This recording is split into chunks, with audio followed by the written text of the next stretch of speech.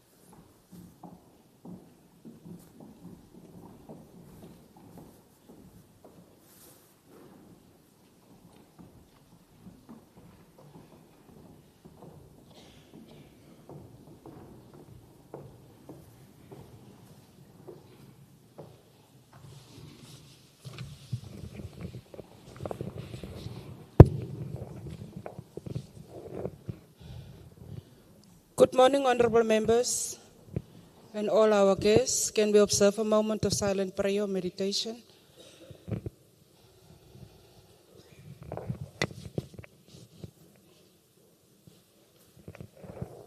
Thank you very much. You may take your seats.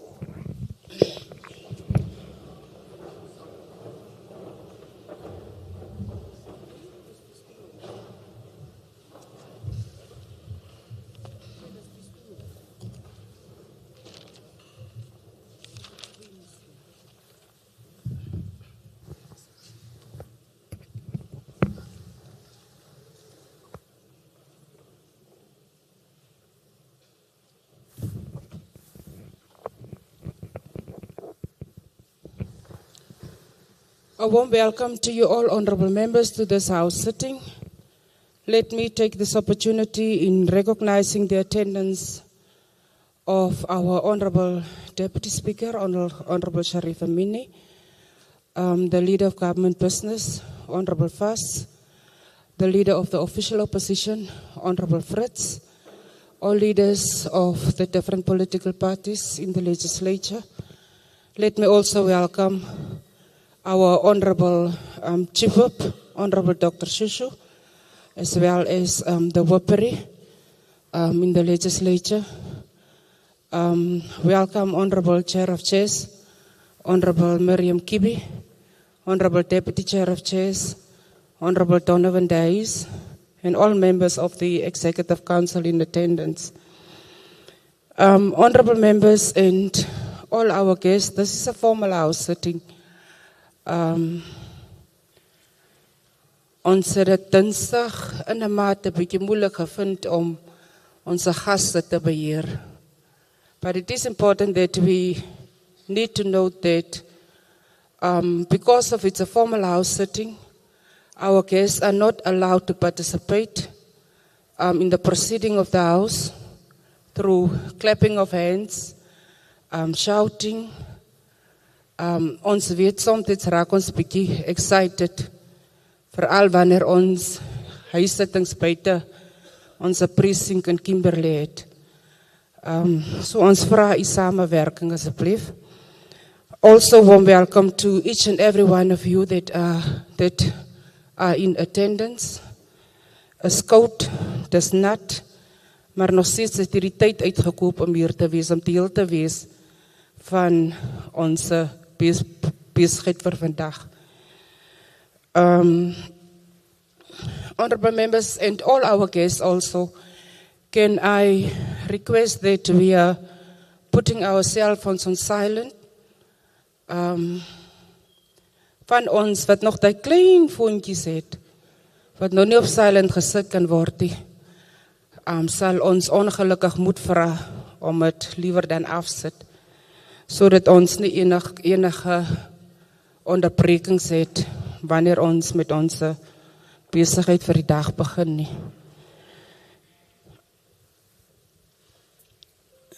Let me then also take this opportunity just to introduce members of the legislature to our guests. Ek dink almal van hulle het regtig seker bekendstelling nodig nie. Maar ons maak maar seker sodat onze mense weet wie is verantwoordelik vir wat in die wetgewer. Ek is Noreen Klaaste. Ek is die speaker van die wetgewer. Dan het ons verachtbare Sharifa Mini. Sy is die deputy speaker van die wetgewer. Honorable Deputy Speaker, please. Then we are having in the legislature, we have the leader of government business, Honorable Bentley Fass, who's also responsible for the Department of Coxta. Then we have the leader of the official opposition, Honorable Fritz, Honorable Isaac Fritz. Hy is die leier van die Democratic Alliance en die wetgewer. Dan het ons Chief Whip, achtbare Dr. Shushu, Chief Whip vir ons almal. As ek 10 minute laat is, dan bel Chief Whip en vraag, speaker, maar jy kan nie laat wees nie. So selfs ek is onder die gesag van die Chief Whip. Ons het dan ook vir Honorable Jaffer, deel van die Whippery, ook verteenwoordig die Patriotic Alliance en die wetgewer. Dan het ons vir Honorable Jubair. Honorable Jubair is 'n whip, 'n leier, alles vir die Vryheidsfront Plus en die wetgewer, omdat hy die enigste lid van wat die Vryheidsfront Plus verteenwoordig en die wetgewer is. Thank you, Honorable Jubair. Then we are also having Honorable Miriam Kibi as the Chair of Chairs. I'm responsible for committee business in the legislature. And committee business is also the engine of the legislature. So as die committee chairpersons nie, daar is nie. Honorable Kibi en Honorable Dais as die Deputy Chair of Chairs moet altyd gereed wees om in te staan. Dan het ons vir Honorable Donovan Dais, die Deputy Chair of Chairs, binne in die wetgewer self ook die jongste lid, in terme van ouderdom, maar ek sal nou nie sê die jongste lid in terme van wysheid nie. En dan het ons vir Honorable Mervyn Kloete, hy is die jongste toevoeging tot die wetgewer, nog nie 3 maande oud nie, maar in terme van sy community experience and political experience, we can see him as the youngest. Then we are also having Honorable Rhoda, Honorable Fauzia Rhoda. She's also a member of the legislature representing the Democratic Alliance. Next to Honorable Rhoda, we are having Honorable Priscilla Isaacs, also a member of the Democratic Alliance. And then we are having Honorable McLuha, Honorable Harold McLuha. He's the oldest member in the legislature. He's serving his 4th term. And we take pride from Honorable McLuha, because for some of us, and I will repeat it in all our sittings that we are having outside our precinct, for some of us, what we are today is because of what we have learned from him. Honorable McLuha is een van die members wat deel was van die rules, deel was van die maak van die rules in die wetgewer. En hy fors tot vandag toe nog vir sommige rules wat geamend moet word. Maar dis net dat ons het soms 'n goeie verstandhouding, dat ons kan sê, Honorable McLuha, wees eers rustig, van die rules kan later geamend word. Then we have our members of the Executive Council, and I must say, honorable members and all our guests, members of the Executive Council is first members of the legislature before they are appointed in the Executive Council. Next to Honorable Fass, we have Honorable Topsy Villikasi. Sy is 'n kind van die huis. As daar iemand hier is wat die vir Topsy ken, moet ons seker die huissitting maar nou al stop. Sy is verantwoordelik vir departement gesondheid. Next to Honorable Villikasi, we have Honorable Venus Blenis Magage, responsible for the Department for Economic Development, Tourism and Treasury or Finance. Honorable Blenis Magage, in terms of membership in the legislature, she's younger than Honorable Days. Dinsdag in ons huissitting in Calvinia, wat dit amper 'n oproer veroorsaak, omdat ek sê Honorable Days is die jongste. So, daar is 'n kompetisie in terme van age ook. But what we are saying, specifically with the representation of young people in the legislature, is that there's hope for our youth. There's hope for our young people. Julle het nie nodig om verkeerde dinge aan te vang, terwyl julle self sien dat ons het jong mense wat aan die wetgewer is. Next to Honorable Venus is Honorable Masemanapule. She's responsible for the Department of Social Development. Then at the back of Honorable Masemanapule, we are having Honorable Abram Foslu, responsible for the Department of Education. And then we are having Honorable Timakatso Koloi. She's responsible for the Department of Transport, Safety and Liaison. And next to Honorable Koloi, we are having Honorable Mangali Somatika. Is responsible for the Department Sports, Arts and Culture. And then we did receive apologies from some of our members that you don't see here today. We received an apology from the Honorable Premier. We also received an apology from Honorable Makatong.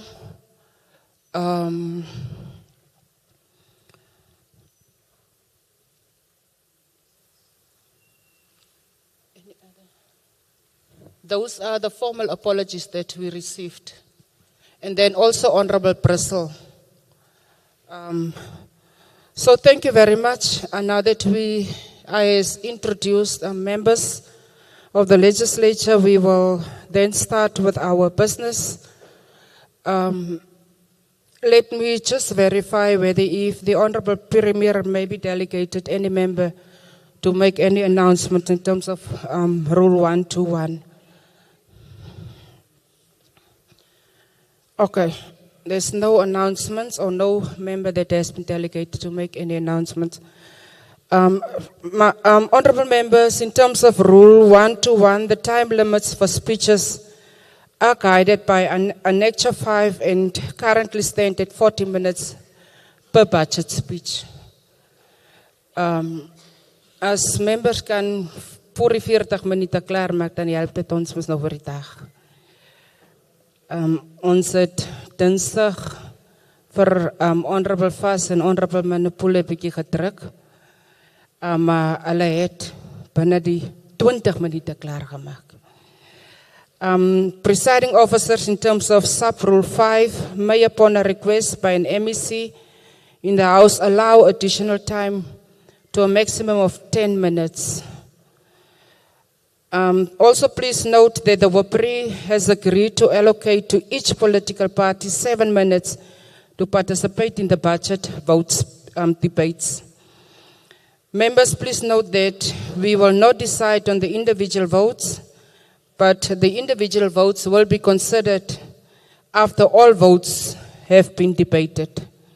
And therefore, honorable members, I would then allow and request for any motions without notice in terms of Rule 136. Honorable McClure.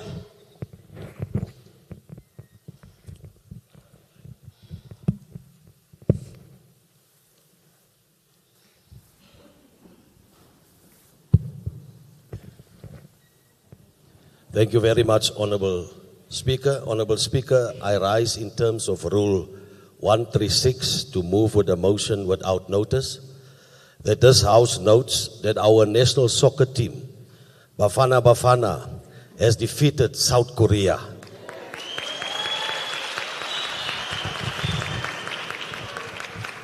This is a long wait after 16 years, Honourable Speaker.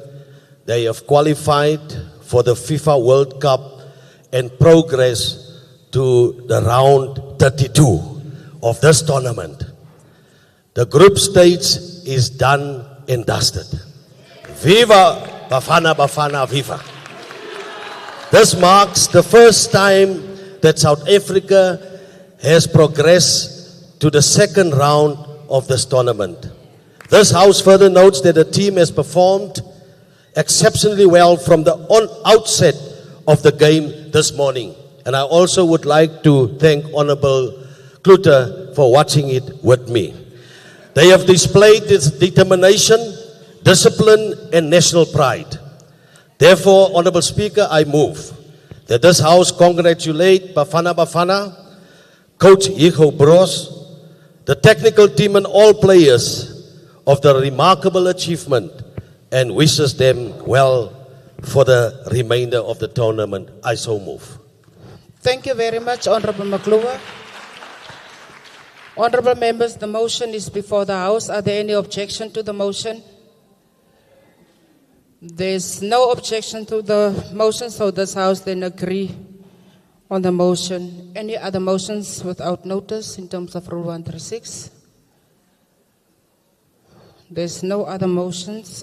Can I then allow for any notices of motions in terms of Rule 135? There's also no notices of motions in terms of Rule 135. Thank you very much, honourable members, for your cooperation. Just honourable members, in terms of the apologies, we also received an apology of Honourable Lebohang Motlaping. Secretary, can you then read us our first order for the day, please?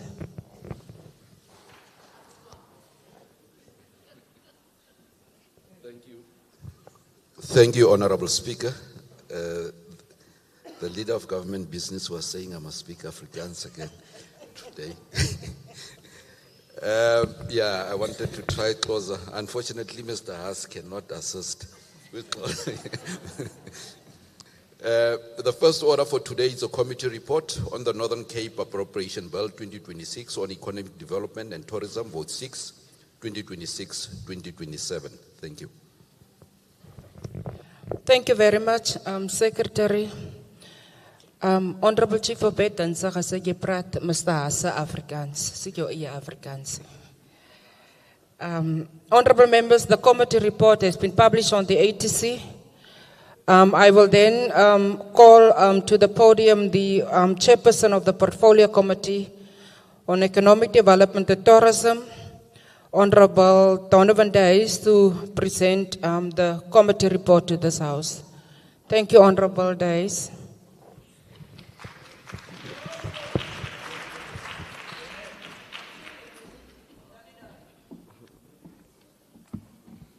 I'm contested here. I suspect I'll have a problem. No, thank you. Thank you very much, Honorable Speaker. It's on here.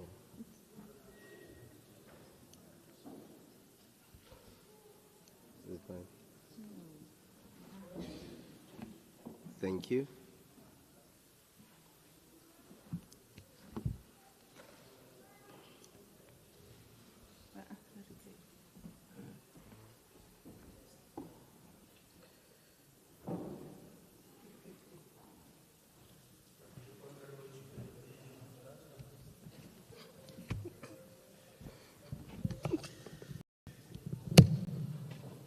Thank you.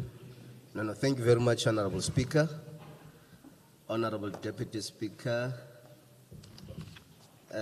Honorable Leader of Government Business, Honorable Bentley Fass, Honorable Chief Whip, Honorable Dr. Norman Shushu, members of the Executive Council, honorable members, the distinguished guests present. I will be presenting the committee report on behalf of the Portfolio Committee on Economic Development and Tourism. And Honorable Speaker, with your indulgence, may I request that I just go straight to committee observations and recommendations. Yes, Honorable Daisy, you may proceed. Thank you very much, Honorable Speaker. Honorable members, the Portfolio Committee made the following observations. The first observation that the committee made is that the Provincial Jobs Plan reflects a structured approach to addressing unemployment, including a clearly stated target of 60,000 sustainable jobs and identified priority sectors. However, the committee observes that the implementation detail, sequencing of interventions, and measurable outputs require further strengthening. The second observation is that the committee need for greater transparency regarding the composition of departments' budget, including the allocation and utilization of conditional grants and other funding sectors, to strengthen oversight and accountability. The third one is that the committee has observed the concerns regarding the robustness of assessment and oversight mechanisms within SMME support programs, particularly in relation to ensuring value for money, verifying the viability of business proposals, and preventing maladministration or unethical practices in the allocation of financial assistance. The committee further observed that the proposed revitalization of the clothing and textile sectors remain underdeveloped, with limited detail provided on concrete interventions, timelines, and expected employment outcomes. Number 5 is that the catalytic projects and the mining and minerals values chain strategy is recognized as potential important instrument for beneficiation, industrialization, and job creation. However, clearer alignment with employment targets and local economic participation is required. The other observation is that the protracted nature of the Special Investigating Unit, which is the SIU, investigation into the allegation of maladministration at NEDA, raises concerns regarding institutional stability and a potential impact on governance credibility and investor confidence. The absence of updated, publicly available progress milestone limits the committee's ability to assess corrective action and institutional recovery measures. The 7th observation is that alcohol and substance abuse are recognized as major contributors to crime, requiring coordinated public health, social development, and regulatory responses. However, the current interventions lack strong evidence-based monitoring system and clear outcome indicators, making it difficult to assess whether awareness campaigns are effectively reducing harmful behavior, improving awareness, and increasing referrals to our rehabilitation services. The 8th observation, Honorable Speaker, is that the liquor and gambling licensing systems requires improved efficiency, transparency, and data management. Ongoing backlogs and limited reporting reflects capacity constraints that delay compliance and economic activity. The 9th observation, Honorable Speaker, is that the increasing prevalence on online gambling prevents emerging regulatory, social, and economic risks, including potential revenue leakage, weak enforcement oversight, and heightened exposure on vulnerable communities to gambling-related harm. Current monitoring and reporting systems are not yet sufficiently developed to provide a comprehensive assessment of the scale, impact, and compliance risk associated with online gambling activity in the province. Then the last observation, Honorable Speaker, is that the limited participation of local enterprises and SMMEs in mining procurement opportunities and emphasize the importance of strengthening local beneficiation and supplier development initiatives. And on recommendation, Honorable Speaker, the committee recommends that the department must strengthen the implementation, monitoring, and evaluation of the Provincial Jobs Plan implementation framework to ensure that employment targets are measurable, achievable, and aligned to provincial economic priorities. The second recommendation that the committee made, Honorable Speaker, is that the department must improve transparency by providing a detailed breakdown of its budget, including conditional grants and other funding sources, and regularly report on their allocation, utilization, and outcomes to strengthen oversight and accountability. The third recommendation is that the department must strengthen due diligence, Honorable Speaker, beneficiary verification, and post-investment monitoring processes to ensure that public funds are utilized effectively and reach intended beneficiaries. The fourth recommendation to the department, Honorable Speaker, is that the department must finalize and implement a targeted intervention strategy to revitalize the clothing and textile sector and maximize employment opportunities within labor-intensive industries. The fifth recommendation is that the department must, in collaboration with NEDA, enhance catalytic projects and the mining and mineral value chain strategy to explicitly align the provincial jobs plan target, including clearly defined job creation outcomes and mechanisms to ensure meaningful participation of local SMMEs in mining-related value chains. The department should also submit regular progress reports detailing implementation milestones, beneficiation initiatives, and measurable employment outcomes. Honorable Speaker, the sixth recommendation to the department is that NEDA should provide the committee with structured, time-bound progress updates on the SIU investigation, including clear milestones and key developments to enhance transparency, accountability. Furthermore, they must implement interim governance and risk mitigation measures to safeguard institutional stability, restore governance credibility, and maintain investor confidence while the investigation is ongoing. And then the seventh recommendation, Honorable Speaker, is that the Northern Cape Gambling and Liquor Board, in collaboration with relevant departments, must develop and submit a comprehensive monitoring and evaluation framework that includes, number one, clearly defined outcome indicator for awareness campaigns. Number two, that matrix for measuring behavioral change and public awareness levels. 3, tracking systems for referrals to treatment and rehabilitation services. And lastly, on Northern Cape and Gambling Board, that annual reporting on program impact and effectiveness. The 8th recommendation, Honorable Speaker, is that the Northern Cape Gambling and Liquor Board should implement targeted administrative reforms to improve efficiency, transparency, and data management within the licensing system. This must include a structured backlog reduction plan with a clear turnaround timelines, strengthened internal capacity, and improved reporting mechanisms that provide disaggregated, up-to-date information on license applications and approvals.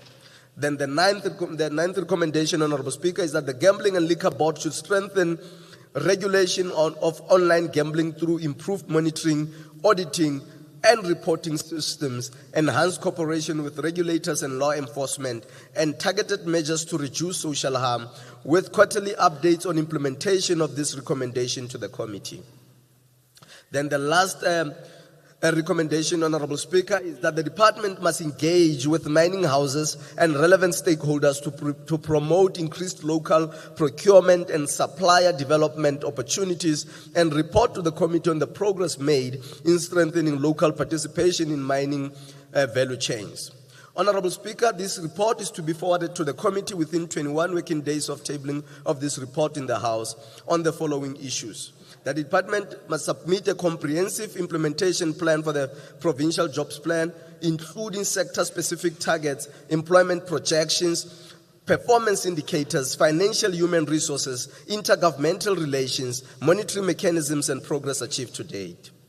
That it must submit a comprehensive report detailing SMMEs support programs in the province, including the number of applications received, approvals granted, funding disbursed, beneficiary performance and monitoring outcomes.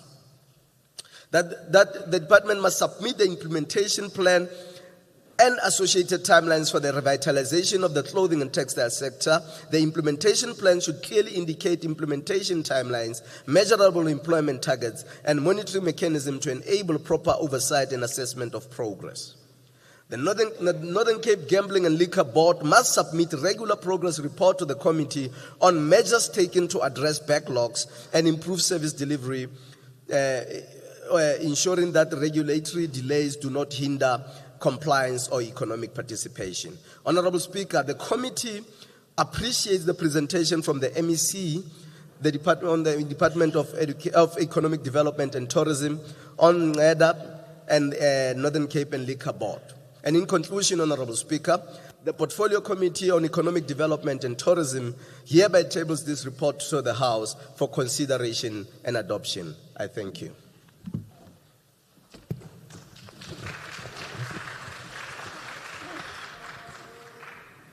Thank you very much, Honorable Dais. Honorable members, the committee report is before the House. Are there any objections to the report? There's no objection to the report, so this House then agrees on the report. Thank you very much, Honorable Dais and Honorable members. Secretary, can you read us our next order, please?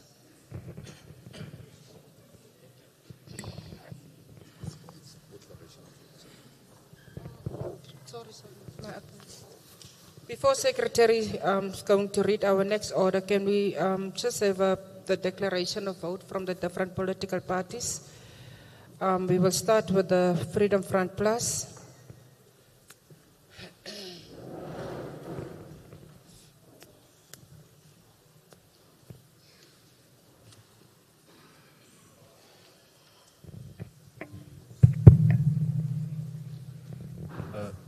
Thank you, Honourable Speaker. The Freedom Front Plus supports this report. Thank you. Thank you very much, Honorable Jaber. The Patriotic Alliance.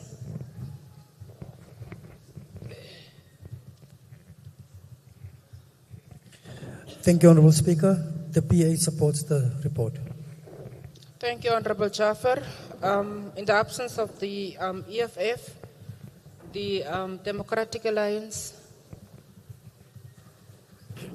Thank you, Honourable Speaker. With the Democratic Alliance participation in the development of the report, we support the report. Thank you very much, Honorable Rauda. The African National Congress.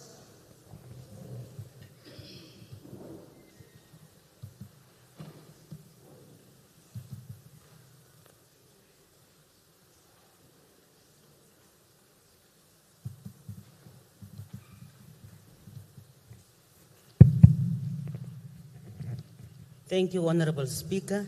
The African National Congress supports this report. Thank you. Thank you very much, Honorable Kibi.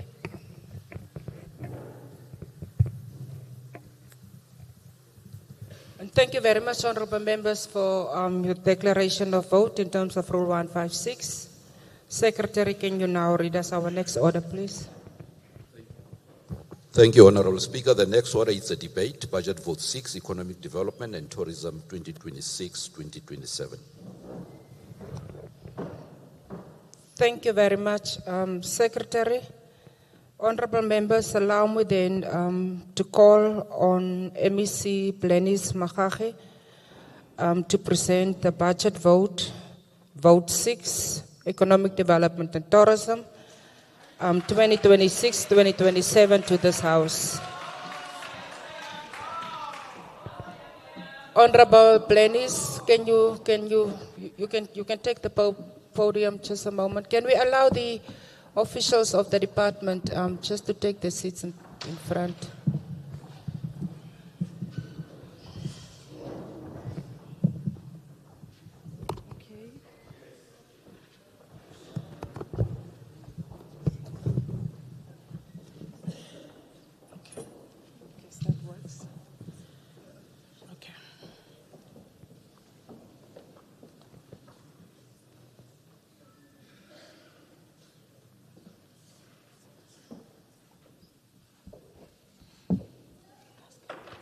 Thank you very much, Honorable Blenis. You have 40 minutes. Thank you very much. Mandibulele kuwe somlomo u Norin Cluster na kuwe sekela somlomo u Hlonisha Sharifa Minis.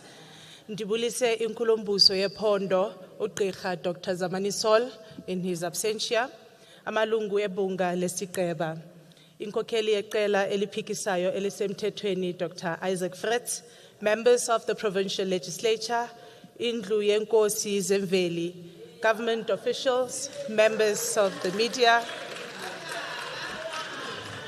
manene na manenekazi, fellow young people.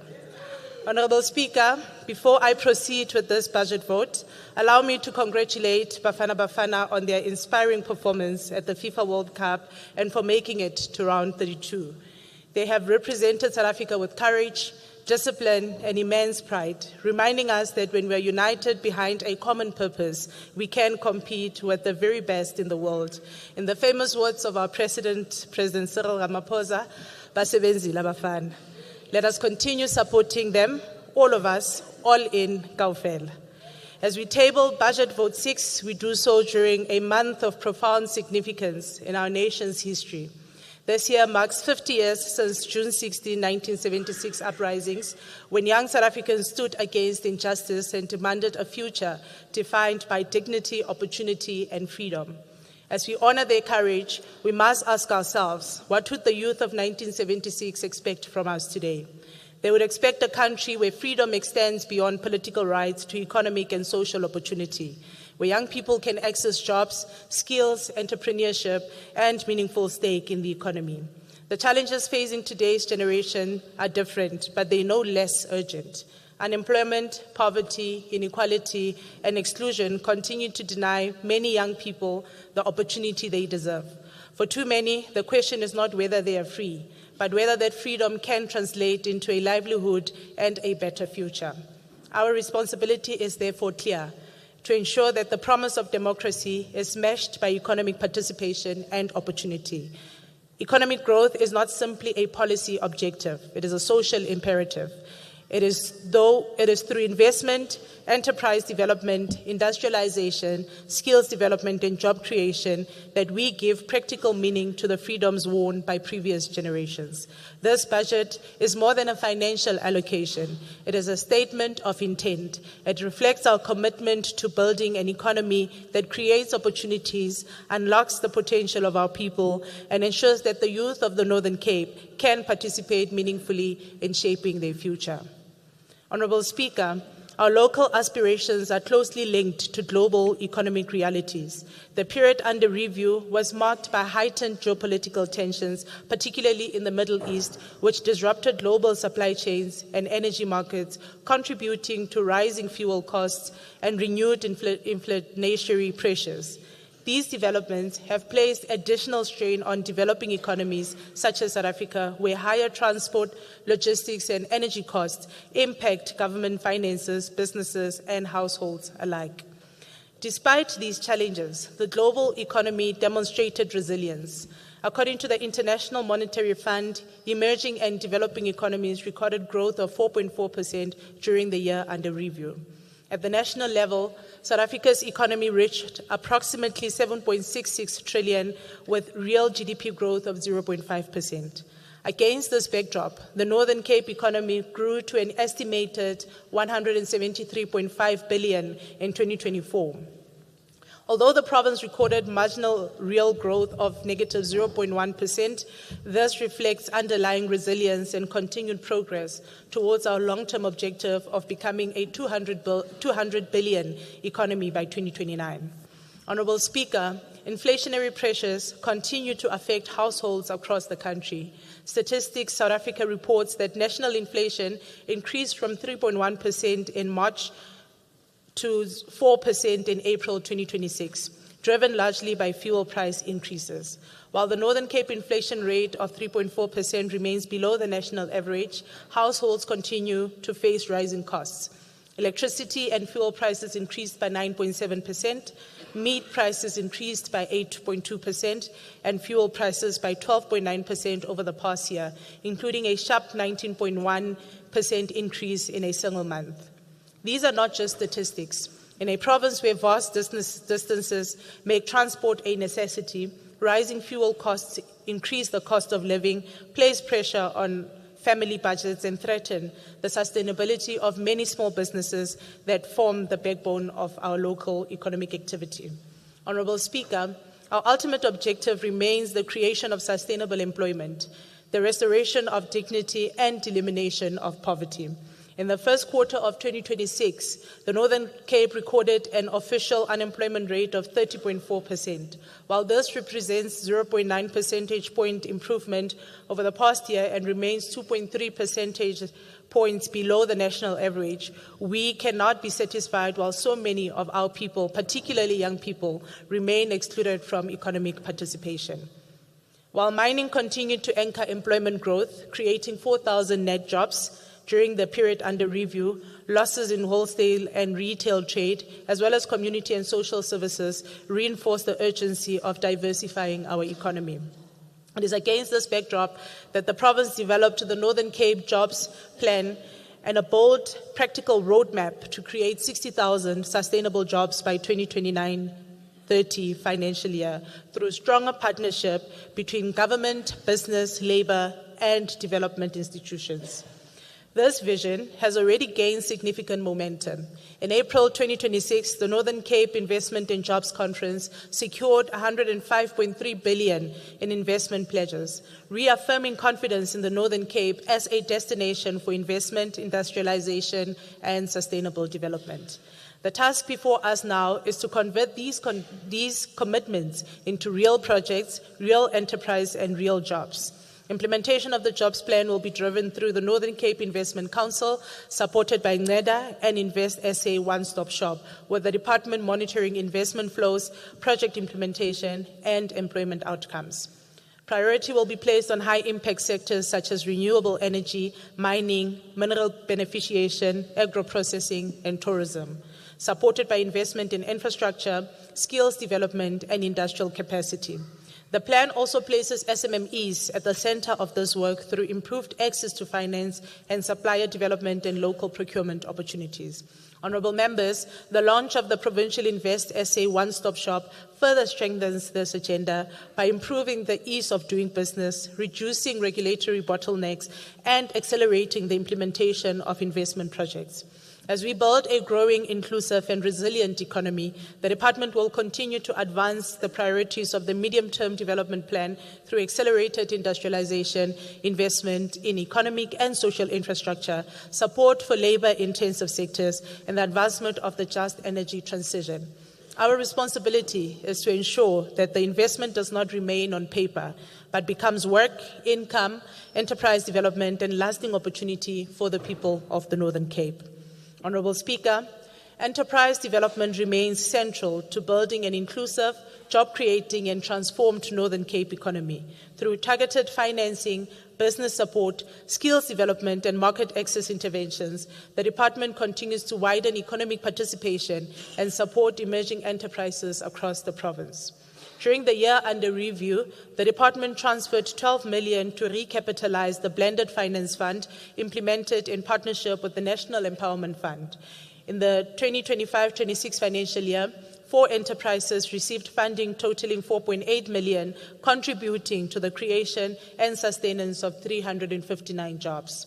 Support to township and rural enterprise also continued through the Township and Rural Entrepreneurship Grant Fund, where 82 enterprises received equipment support to improve productivity, competitiveness, and operational capacity. This was completed by financial and business management training provided to 57 aspiring entrepreneurs in the John Taolo district in partnership with the National Youth Development Agency. Honourable Speaker, beneficiation also remains a key pillar of our enterprise development work. The department transferred 6.7 million to the Kimberley Diamond and Jewellery Incubator, which supported the establishment of 4 MSMEs and contributed to the creation of 25 jobs. This work has been further strengthened through the ABSA mentorship partnership that is valued at 150,000. The department continues to implement the Unbox Basha program. Despite initial implementation challenges, progress is being made, with 11 beneficiaries in the John Taolo district expected to receive business containers, equipment, and training within the coming week, subject to final municipal approvals. Monitoring and evaluation will be strengthened to ensure that these enterprises become sustainable youth-owned businesses. The expanded public works program also contributed 179 work opportunities, while the department exceeded its target of 50 full-time equivalents by achieving 62 FTEs, positioning it to qualify for the DORA incentive grant in the 27-28 financial year. Honourable Speaker, these interventions reflect a clear commitment to move beyond one-stop support towards building sustainable enterprises. By combining finance, training, equipment, mentorship, and market readiness, we are helping MSMEs to grow, create jobs, support livelihoods, and contribute to a more diversified and prosperous Northern Cape economy. Honourable Speaker, the Northern Cape is entering a decisive period in which catalytic projects are moving from aspiration to implementation. These projects are intended to unlock investment, accelerate industrialization, create jobs, and strengthen the province's position in the national, continental, and global economy. The Boegoebaai Port and Rail development remains one of the most significant strategic initiatives. Progress towards the bankable feasibility phase is being supported through the appointed transactional advisor under Infrastructure South Africa, while the completed strategic environmental assessment has provided planning, certainty, and strengthened investor confidence. Boegoebaai is more than a port. It is the foundation of an integrated industrial ecosystem that will support green hydrogen, mineral beneficiation, export manufacturing, logistics, and global trade. Its real value will be measured by the industries, enterprises, and jobs that are built around it.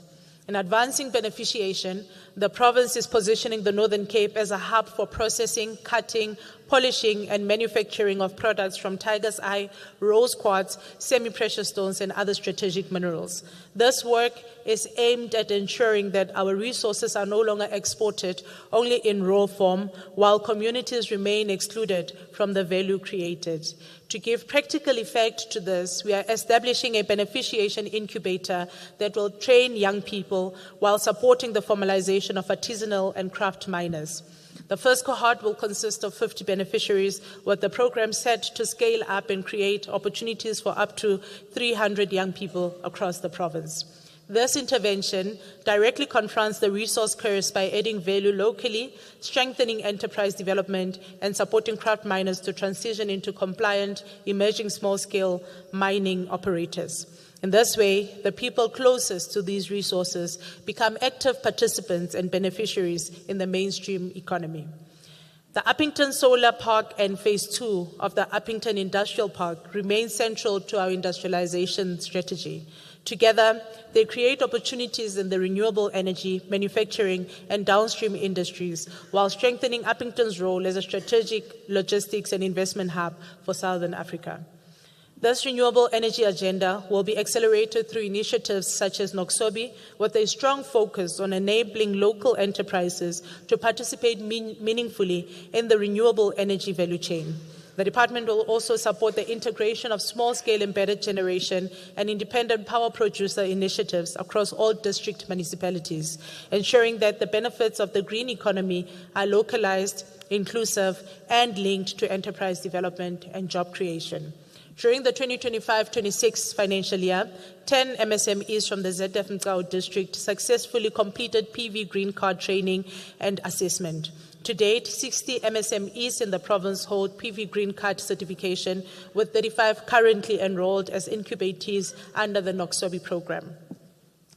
To strengthen coordination and implementation, the department will undertake a consolidated provincial energy audit to unlock rooftop solar solutions across government infrastructure.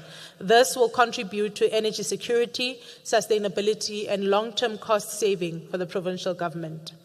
The Namakwa Special Economic Zone continues to move towards operationalization, supported by the province's 50 million allocation and ongoing applications through the budget facility for infrastructure to unlock bulk infrastructure and attract long-term industrial investment. Momentum is also growing around the Uppington Aviation Park, where the partnership between the province and Airports Company South Africa provides the foundation of an estimated 2.5 billion rand aviation economy program focused on maintenance, repair, and overhaul capabilities. The planned cargo handling feasibility study will further strengthen logistics, capacity, and export competitiveness. Honorable Speaker, these catalytic projects are not isolated developments. They represent a deliberate shift towards industrialization, beneficiation, renewable energy expansion, and inclusive growth. They are about ensuring that the Northern Cape's resources, strategic location, and people are translated into factories, enterprises, skills, jobs, and shared prosperity. Honorable Speaker, the Department intensified consumer protection efforts through compliance inspections, enforcement action, and improved complaint resolution across the province. During the year under review, 26 compliance inspections were conducted, resulting in the closure of 11 non-compliant shops. The Consumer Protection Office received 140 complaints and successfully resolved 131, achieving a resolution rate of 93.5%. These interventions resulted in consumer savings of 1.3 million, demonstrating the direct value of protecting residents from unfair and harmful business practices. These efforts were further strengthened through the commemoration of World Consumer Rights Day on the 15th of March 2026 in Uppington under the theme, and I quote, "Safe Products, Confident Consumers," close quote. The event brought together more than 360 residents and key oversight institutions, empowering communities with knowledge of their rights and responsibilities and promoting a fairer, safer marketplace. Honorable Speaker, the Northern Cape Gambling and Liquor Board continued to strengthen compliance, enforcement, and regulatory oversight during the year under review. It intensified inspections and joint operations, helped combat illegal gambling, unlicensed liquor trading, and the social harms created with both sectors. These efforts contributed to an 18% increase in revenue collection, reflecting improved compliance, stronger administration, and more effective industry oversight. Liquor licensing revenue amounted to 3.8 million, while gambling licensing fee revenue increased significantly from 38.1 million in 2024-25 financial year to 51.8 million in the 25-26 financial year. This progress was supported by regular inspections and joint enforcement operations with key stakeholders, including the South African Police Service, the South African Revenue Service, the Department of Labour, the Department of Home Affairs, and the local municipalities. During the year under review, the board conducted 20 education awareness programs, inspected 1,819 liquor license outlets, undertook 12 casino inspections, inspected 56 low payout machines, investigated 16 gambling license applications, and facilitated 497 special event liquor license applications, investigated 1,400 license renewal applications, and processed 187 employee license applications. 5 liquor outlet suspension notices were issued, with 1 outlet permanently closed due to health and safety violations. The board also engaged major industry stakeholders, including SAB, Hollywood Bets, and Superbets, to explore opportunities for investment, responsible industry growth, and increase economic participation in the province.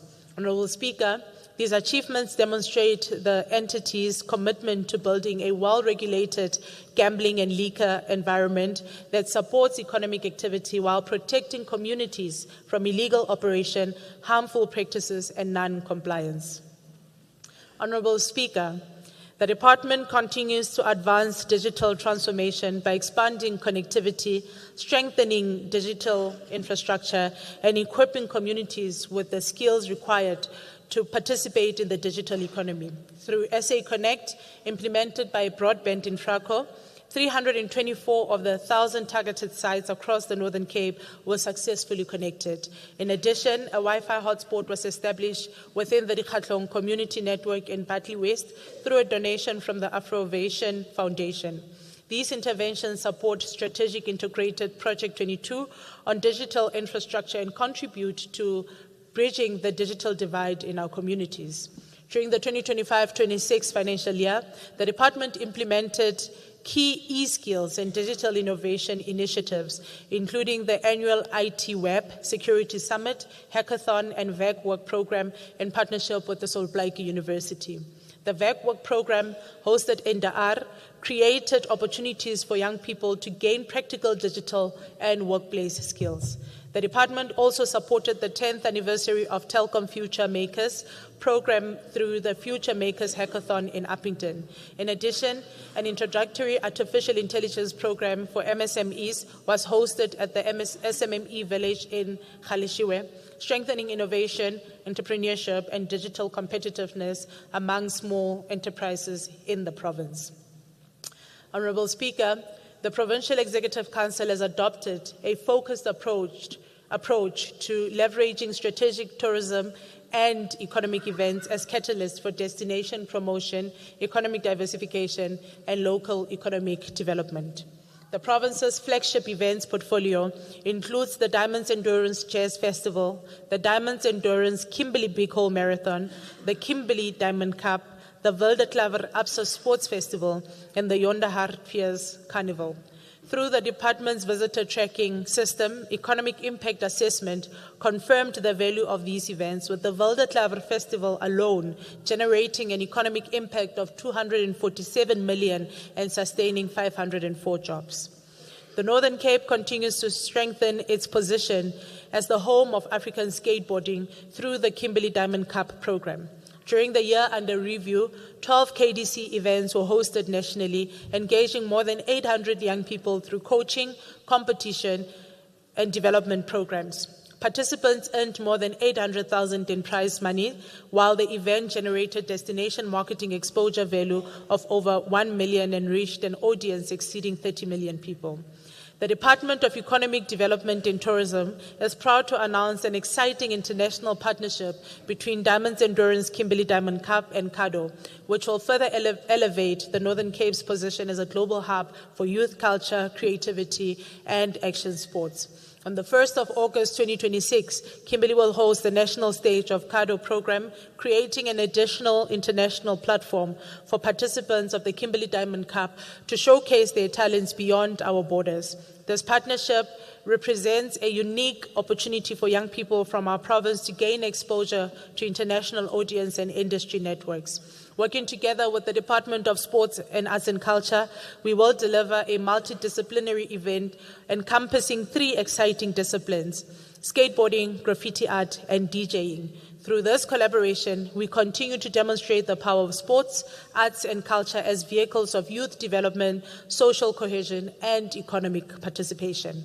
Importantly, the winners of each of the 3 disciplines, skateboarding, graffiti art, and DJing, will earn a fully funded opportunity to travel to Russia in September 2026, where they will represent South Africa and compete against champions from more than 100 countries. This one-in-a-lifetime opportunity will expose our youth to international competition, cultural exchange, and global network, while showcasing the talent that exists within the borders of this province. The CADO partnership represents more than an event. It is a gateway to international opportunities for these young people. The initiative aligns with our commitment to developing the creative economy, supporting youth talent, and positioning the Northern Cape as a destination of choice for innovative events that attract visitors, create opportunities, and inspire the next generation. To improve tourism planning and decision-making, the department has developed a province-wide visitor tracking system that monitors visitor numbers, travel behavior, expenditure pattern, tourism trend, and overall economic impact on tourism across all 5 districts. During the year under review, 10 tourism experiences and 4 tourism infrastructure projects were supported. Assistance was provided to the Kalahari Red Dune route and Quiver Tree route, while work continued with the Forgotten Highway, Karoo Oasis, Namakwa Coastal, and Karoo Highlands routes. The Kalahari Red Dunes routes also established a visitor information office for the Komani San community with departmental support. A significant milestone was the completion of isiXhosa translations for all 6 Karoo walking trail maps, improving accessibility and inclusivity. In addition, 4 Sen Park officials at the Kgalagadi Transportier Park received astrotourism training through a partnership with Sarau to support the development of the province's growing astronomy tourism offering.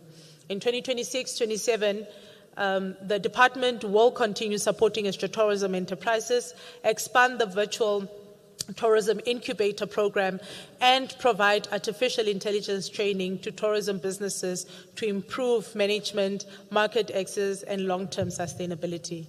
Honorable Speaker, the Northern Cape is no longer simply hosting events. We are building a destination economy. The success of the Diamonds Endurance Jazz, the Legacy, the Wildeclaver, the Big Hole Marathon, and Kimberley Diamond Cup demonstrate that these events are delivering measurable returns through increased visitor numbers, higher accommodation occupancy, support for local businesses, and stronger destination marketing.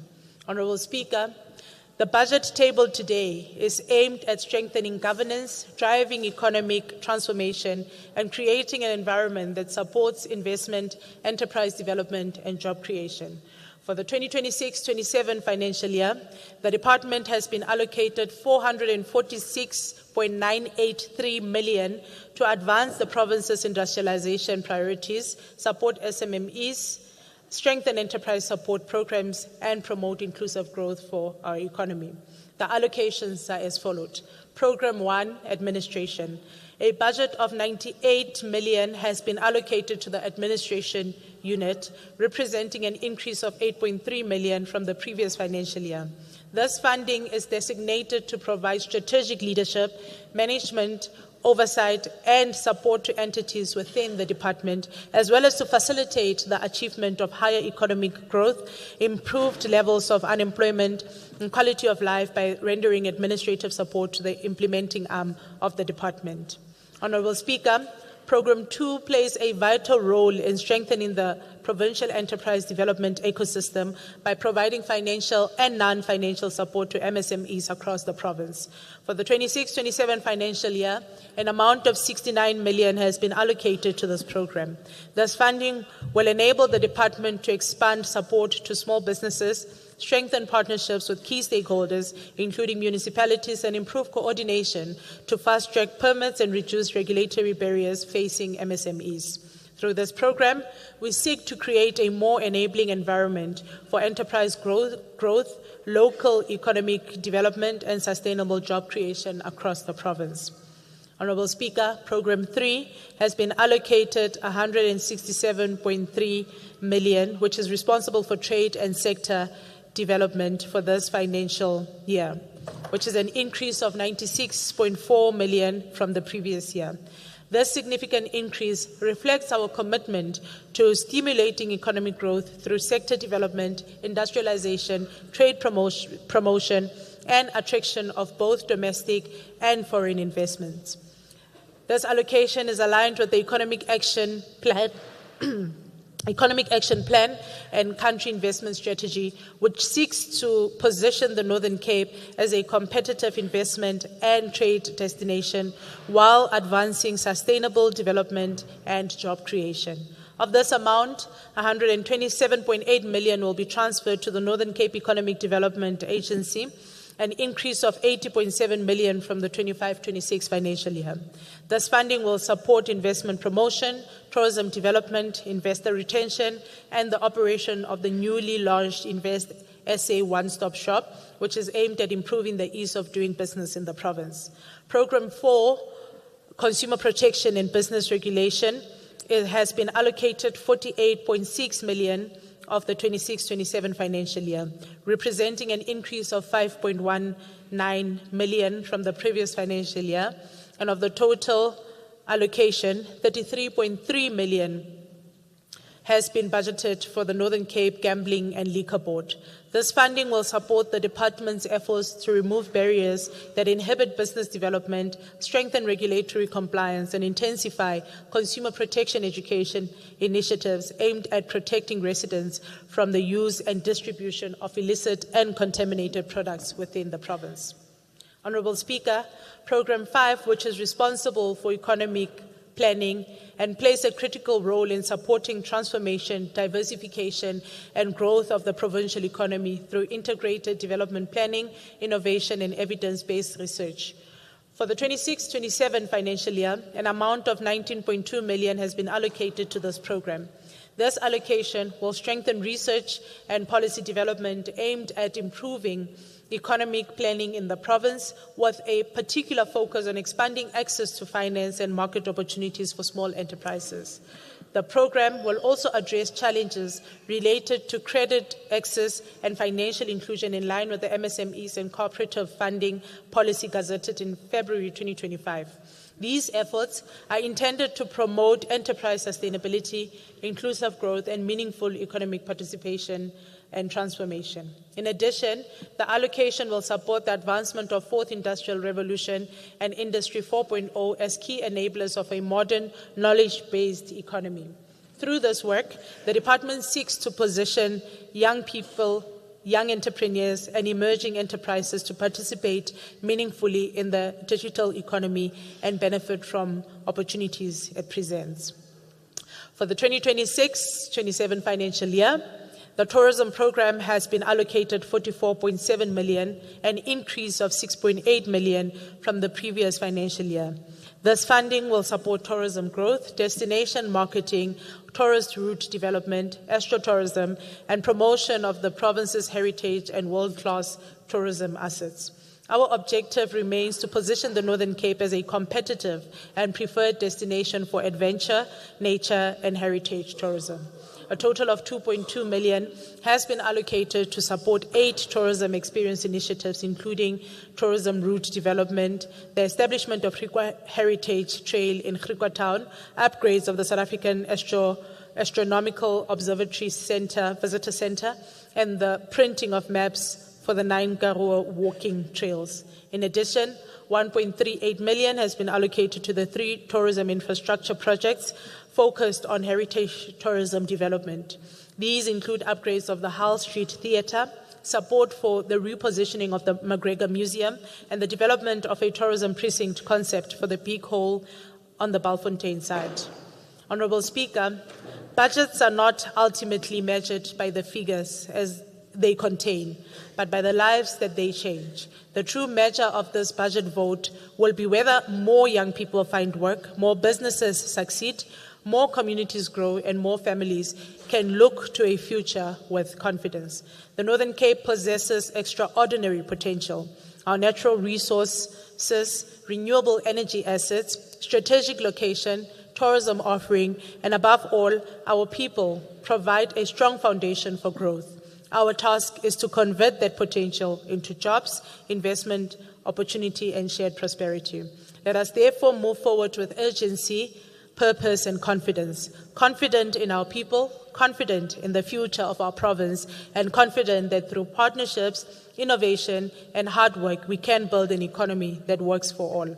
Honourable Speaker, before I conclude, allow me to acknowledge the exhibitors who were probably disturbed by the rain this morning, who have joined us here today, whose presence reflect the resilience, innovation, and entrepreneurial spirit that continue to drive economic development across our province.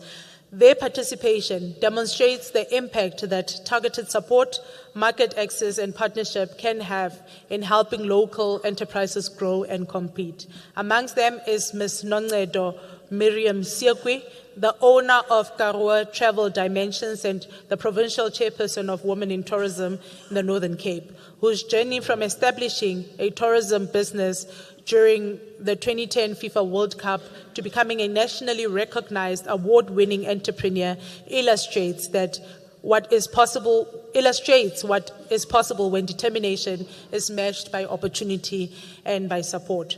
Through the support of the Northern Cape Economic Development Agency, NEDA, and the Department of Economic Development and Tourism, businesses such as hers have been able to showcase the unique offerings of the Northern Cape to audiences across South Africa. To all our exhibitors, we thank you for your contribution to building a more vibrant, inclusive, and prosperous provincial economy.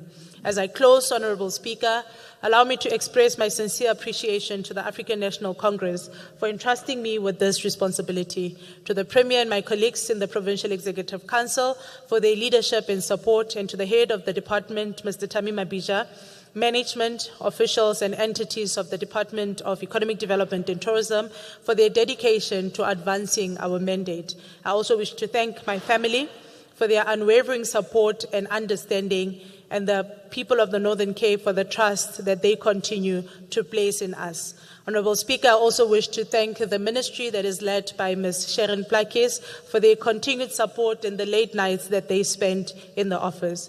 We do not take the trust that the people of the Northern Cape grant in us for granted, and it remains our greatest responsibility as we work to expand opportunity and improve the lives of the people of this province. Honorable Speaker, it is against this backdrop of responsibility, confidence, and determination that I table Budget Vote 6 for consideration by the House.